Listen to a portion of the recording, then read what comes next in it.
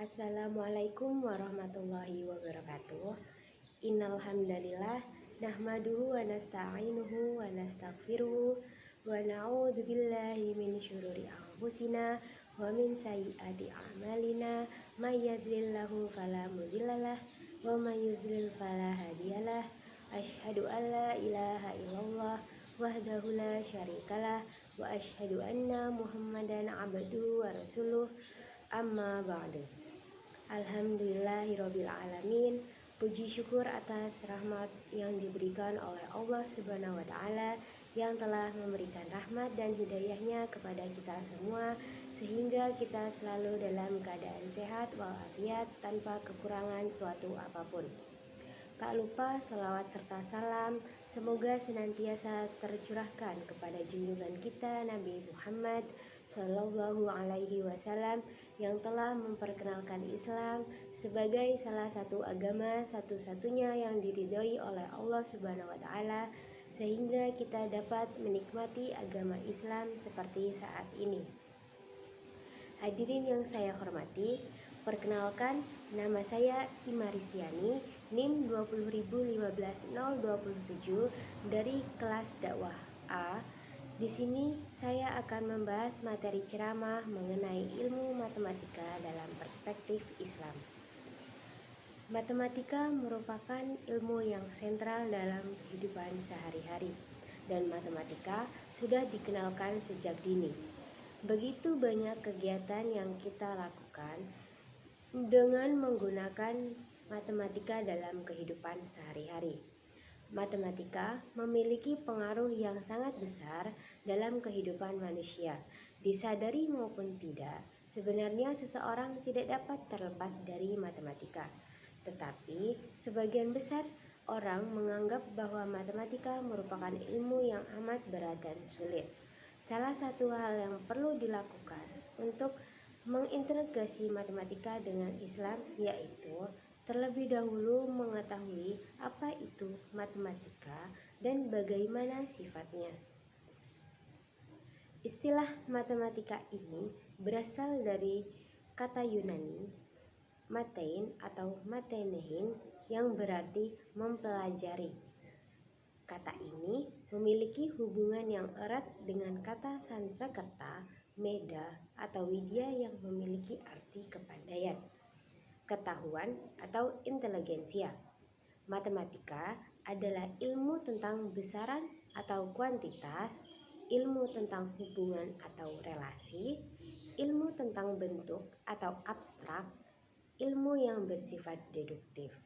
Matematika ini adalah ilmu tentang struktur-struktur yang logik. Ilmuwan muslim dalam bidang matematika yang dikenal dengan matematikawan muslim sangat besar memberikan kontribusi pemikiran-pemikirannya dalam peradaban manusia, khususnya kemajuan sains dan matematika. Upaya yang mereka lakukan dalam universalitas keilmuan tidak bisa dipandang remeh, bahkan tidak bisa dipandang sebelah mata, sekalipun oleh dunia barat. Ilmu matematika itu sendiri pertama kali diperkenalkan oleh seorang ilmuwan Islam yaitu Al-Khwarizmi yang merupakan tokoh ilmuwan yang sangat konsen dalam pengembangan matematika. Ia banyak memberikan sumbangan pemikiran dalam bidang aljabar. Nama lengkap ilmuwan muslim ini adalah Abu Ja'far Muhammad bin Musa Al-Khwarizmi. Ia merupakan matematikawan pertama yang mengajarkan aljabar dengan elementer. Ia menuliskan buku tentang aljabar sebagai tanggapan dari permintaan khalifah untuk menciptakan metode yang sederhana untuk membuat perhitungan berdasarkan prinsip Islam mengenai warisan, harta, pusaka, dan lainnya. Dalam Al-Quran banyak ditemukan ayat yang menjelaskan konsep matematika.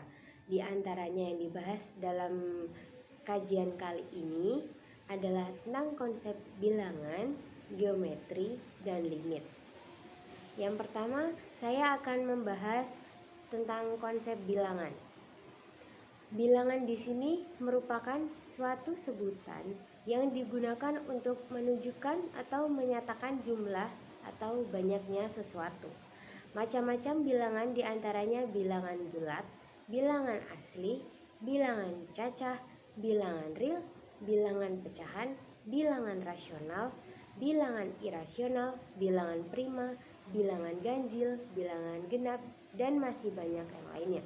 Dalil Al-Quran yang menyebutkan adanya konsep bilangan pada matematika ini terdapat pada surah Al-Fajr ayat 2-3 yang bunyinya Bismillahirrahmanirrahim walayali ashr wasyafri wal watr, yang artinya demi malam yang 10, demi yang genap dan yang ganjil.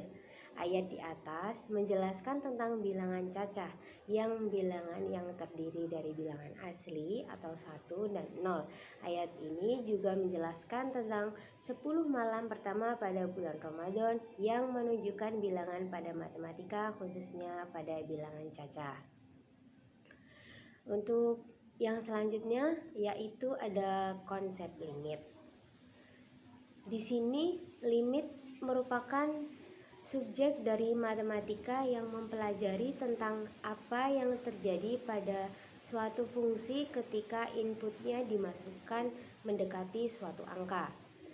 Dalil Al-Quran yang menyebutkan adanya konsep limit pada matematika terdapat pada surah Al-Qasas ayat 88 yang bunyinya seperti ini. Bismillahirrahmanirrahim.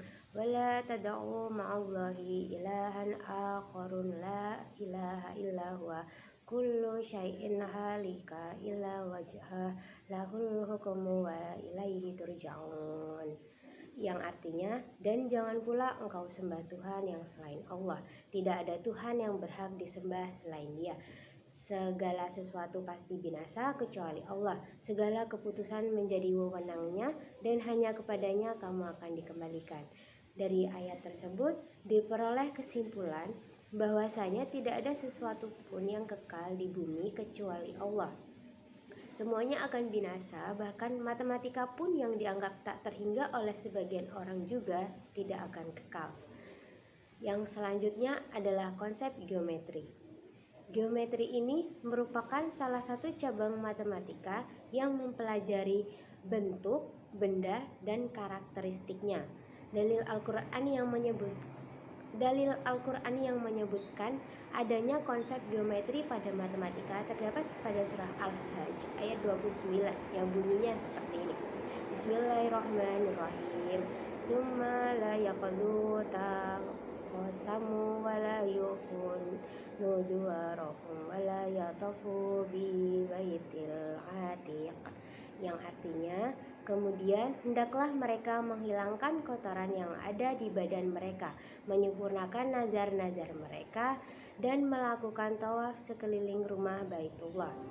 Ayat ini menjelaskan tentang hubungan tawaf dengan Ka'bah. Tawaf adalah salah satu rukun haji dengan berjalan mengelilingi bentuk lingkaran dan dilakukan sebanyak 7 kali. Tawaf ini mempunyai korelasi dengan geometri yang membahas tentang berjalan mengelilingi Ka'bah.